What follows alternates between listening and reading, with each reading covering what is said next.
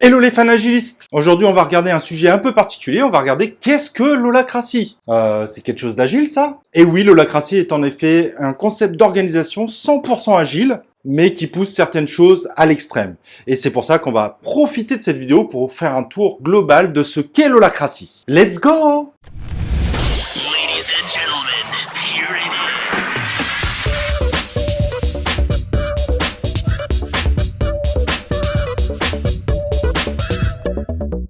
Alors avant de rentrer dans le vif du sujet avec l'holacratie, regardons un peu d'où vient cette approche. C'est toujours intéressant de regarder un peu les origines d'une approche. Alors l'holacratie est un concept d'organisation qui a été créé par Brian Robertson en 2001 lorsqu'il était dans la société Tenaris Software. Pour créer ce nom qui est un petit peu compliqué, il s'est basé en fait sur une autre approche qui s'appelle l'holarchie, qui a été créée par Arthur Koestler en 1967, que vous pouvez retrouver dans le livre qu'il a écrit qui s'appelle Ghost in the Machine. Alors qu'est-ce que l'holacratie ? L'holacratie, c'est un système de gouvernance qui se met en totale opposition avec les concepts de système hiérarchique pyramidal. En effet, en holacratie, il n'y a plus de manager. Cependant, il y a quand même un système de management, mais qui devient un rôle réparti sur plusieurs personnes et non plus sur une personne en particulier. De plus, vous verrez qu'il y a des systèmes d'élection qui permettent en plus d'avoir potentiellement ce concept de management porté par différentes personnes selon les périodes. Je pense que vous en avez déjà entendu, mais le concept est clair. L'objectif, c'est d'avoir un système de management complètement horizontal. Sauf que contrairement à des concepts de management 3.0 ou autres concepts de manager agile, l'holacratie, lui, part dans l'extrême en disant qu'il n'y a plus de personnes représentant ce management. Et c'est ça qui est très intéressant. En revanche, il ne faut pas se leurrer, ce type de transformation est très compliqué. Autant il y a eu des véritables succès dans l'univers de l'agilité. On a par exemple Decathlon, qui est aujourd'hui un des magasins qui est probablement le plus présent à travers le monde. Mais il y a aussi eu des échecs au niveau des transformations d'entreprises, des entreprises qui n'ont absolument pas su mettre en place ce fameux holacratie. Et d'ailleurs, il y a une entreprise qui est très connue aux États-Unis pour avoir mis l'holacratie en place, c'est la société Zappos. Cette société est une société de vente de chaussures en ligne et ça a même été la première sur le marché mondial. Et d'ailleurs, Amazon l'a vite rachetée. Cette société dans la culture agile a été très connue parce que c'est une des rares sociétés qui a osé faire une transformation Big Bang. C'est-à-dire que le CEO est arrivé un jour de séminaire et a présenté ce concept d'holacratie et a clairement dit « Demain, on est comme ça ». Et il n'y a pas de concept de passer étape par étape. Demain, il n'y a plus le manager, c'est terminé, on part en mode holacratie. Et bien que ce type de Big Bang est souvent déconseillé dans le monde de l'agilité, ça a plutôt bien marché pour Zappos. Qui montre que parfois on pense qu'il y a des vérités qui existent et au final, il y a toujours des exceptions.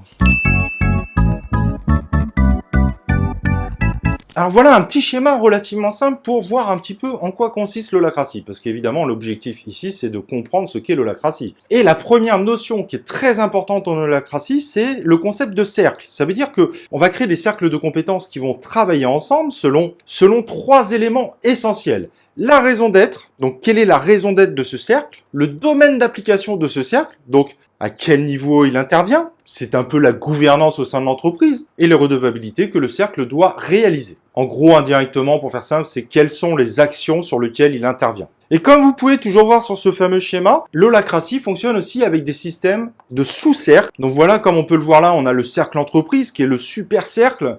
Et ensuite, on a le cercle marketing, le cercle développement, voire d'autres cercles, voire le cercle coach agile. Et chacun de ces cercles sont des sous-cercles du cercle entreprise. Et ces fameux sous-cercles peuvent eux-mêmes avoir des sous-cercles. Et donc d'ailleurs, on verra après comment on lie les cercles entre eux, que ce soit sur la partie domaine ou même la partie management. En revanche, dans certains cas, comme vous pouvez également le voir sur ce schéma, le cercle coach agile n'a pas d'autres sous-cercles parce que les membres de ce cercle n'ont pas trouvé un intérêt de créer d'autres sous-cercles sous-jacents. L'indentation des cercles entre eux doit évidemment être adaptée par rapport aux besoins. Alors là, la représentation de ces cercles sont vraiment basé sur des compétences très particulières, hein. On voit bien marketing, développement, etc. Ça s'approche peut-être un peu des découpages traditionnels qu'on a des entreprises, mais pour autant, vous pouvez faire des découpages complètement différents. On peut avoir des découpages qui soient par produit, par exemple, si on veut être dans un monde encore plus agile. En effet, n'oublions pas qu'il y a de plus en plus d'entreprises qui travaillent pour aller vers ce concept de mode produit, donc la création des cercles serait assez différente. Mais ce qui compte, c'est que chaque cercle ait sa raison d'être, son domaine et ses redevabilités. Et passons maintenant au niveau des rôles. Eh bien les rôles, on va les définir un peu de la même façon. On prend un exemple, le rôle de Scrum Master. Je pense que si vous êtes sur cette chaîne YouTube, c'est que vous le connaissez plutôt bien. Donc ce rôle de Scrum Master, sa raison d'être, c'est aider l'équipe à mieux s'organiser en Scrum. Ce domaine, c'est l'équipe Scrum. Pour ces redevabilités, on peut tout simplement prendre tout ce qui est indiqué dans le Scrum Guide. Amène l'équipe à l'autonomie, aide l'équipe à faciliter les événements si l'équipe lui demande, doit travailler avec cette organisation pour qu'elle soit plus adaptée par rapport à cette équipe Scrum. Il y a des notions de formateur, de coaching. Il doit aider le product owner à trouver les meilleurs moyens pour la gestion de son backlog. Et pareil pour l'équipe de développement. Il doit aider l'équipe de développement à trouver leur voie pour être capable de délivrer un produit de bonne qualité. Et peut-être un petit dernier pour ses redevabilités. Le Scrum Master doit aussi travailler avec les autres Scrum Masters de l'organisation, un peu de façon communautaire. Et le Holacracy rappelle une chose, c'est que une personne peut avoir plusieurs rôles. Ça, c'est très important. Et donc, en Holacracy, il y a aussi des rôles qui sont imposés à chaque cercle.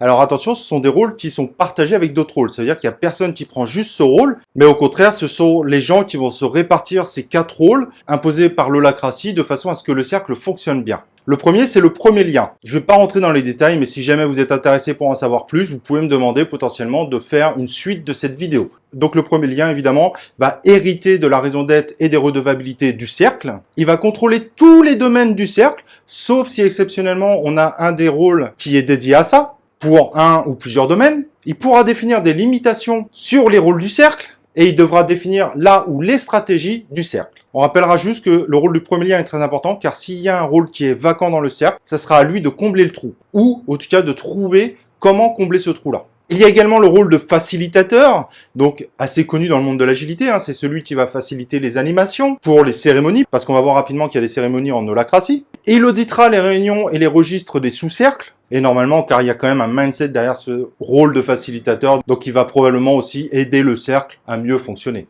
En Holacracy, il y a également le rôle de secrétaire, donc c'est lui qui va un peu organiser les réunions, c'est-à-dire faire en sorte de les planifier, de les préparer. Lors des cérémonies, il va prendre des notes de façon à pouvoir faire des petits comptes rendus pour l'ensemble du cercle, et il sera celui qui va interpréter la gouvernance et la constitution du cercle. Et un dernier rôle qui est imposé aussi en Holacracy pour chacun des cercles, c'est le rôle de second lien. Donc ce rôle a pour but d'éliminer les contraintes limitant les sous-cercles. Il aura également un rôle très important dans la gestion des éventuelles tensions, que ce soit du cercle ou des sous-cercles.